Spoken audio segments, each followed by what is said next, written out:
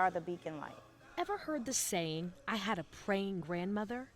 Well, those faith-filled cultural anecdotes emphasize the cruciality of the Black church to the Black community. We have to remember that it was 5 slaves that started this church back in 1840. So she was been able to stand long before we even came to existence. Standing proud on sacred soil, sustaining hurricanes, tropical storms, and a pandemic, Avenue L Baptist Church has been a historic staple in Galveston for 183 years. This church is the first, so we are a representation of a beginning. It started here. Juneteenth started here. Black church started here, especially in this state. For more than 400 years, the Black church has parented and positioned the Black community for safety and success, often a guiding light through the shadows of our nation's dark history. The Black church has always been instrumental in the Black community. In the Black church is where we had information. Sometimes it's a campaign stop for politicians, but for lifelong members like Kanisha Adams, Mission L has always just been home. There's nothing like coming home to church and wanting to still help here and be able to grow here and be able to learn in order to keep the oldest Black Baptist church history alive. The church was officially deeded over to its members after the Civil War, with a historical marker following in 1981. Slowly growing, slowly evolving more. It's a spiritual comfort for Pastor Johnson, who says the church is a symbol. It's always been a beacon of hope for the Black community, and I think it is still that to this day. A beacon of hope, a safe haven, a war room, a community classroom during turbulent times of civil rights and Reconstruction. But for Black Texans, it was all birthed in Galveston at this church, even nurturing moments that led to freedom. Juneteenth means to me a new sense of freedom, a freedom that we were already free, but we got the notice late. And so this day is just a day that we can come and celebrate together our freedom. And as a Black man, it's very important, even though free is not really free.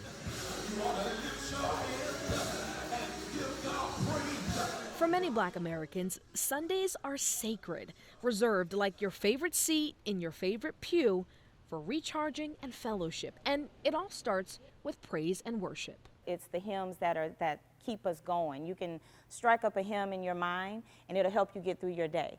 You can reach down, remember Grandma singing those songs. My mom is 81 years young. She came into Avenue L in 1961. It typically ends with a classic soul food dinner. After church, you're either gathering with church members that you're building a relationship with, or you're going to your home and you're having that Sunday dinner. And we can't forget about the church elders. They were like an extra set of grandparents, strategizing for the better of their community through their prestigious leadership roles in the church. So back in the day, it was we had like 12 deacons. And so our 12 deacons totaled in age like 568 years old, add all their ages together, literally.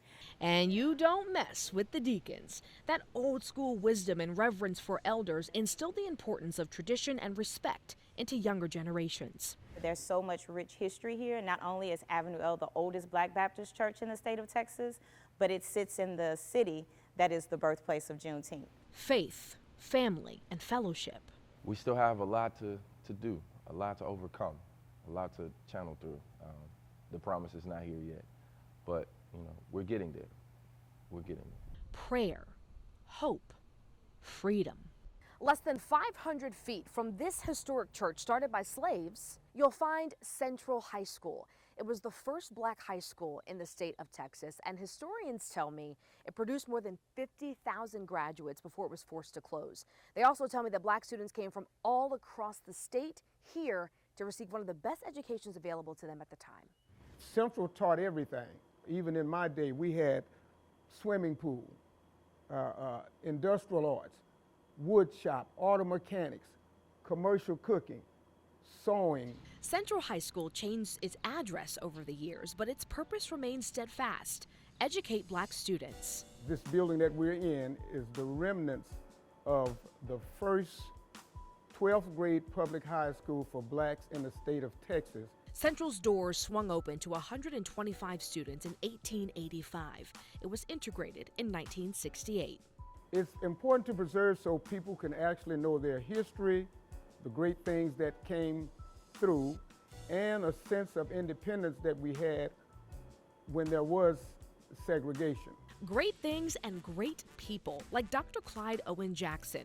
Jackson graduated from Central in 1949, later matriculating to Tuskegee University, an HBCU in Alabama. He was a successful journalist, community activist, composer, author, and second lieutenant in the military. He even became the first black postmaster of Galveston in 1978. Central represents a time when black people had an entrepreneurial spirit because they had to. We had our own restaurants, our own businesses, our own financial organizations, our own entertainers. Today, just 3 black-owned restaurants remain on the island, a drastic drop from the 20 that once welcomed black patrons. This is Central High School's library, which was the first public library for blacks in the state of Texas. But it was Central's curriculum that attracted students from across the state, even luring college professors from their rural HBCU campuses to the big city of Galveston. We went from a place in 1865 when we were not supposed to be reading to a place 7 years later that you've already got colleges established in Texas. In fact, Mr. O'Neill even says the original Southwestern Athletic Conference was all black and all Texas. You had Paul Quinn, Bishop, Wiley, Houston, before it was Houston-Tillotson, Prairie View, all these in the 1800s. Central was competitive in Prairie View's Interscholastic League, founded in 1920, because they were not permitted to join the University of Texas Interscholastic League. Despite that, Central continued to lead in academics, sports, and the arts. Central was the pinnacle point that spread the word for Juneteenth through the education and through the knowledge of students who came here and left and people who stayed here and taught.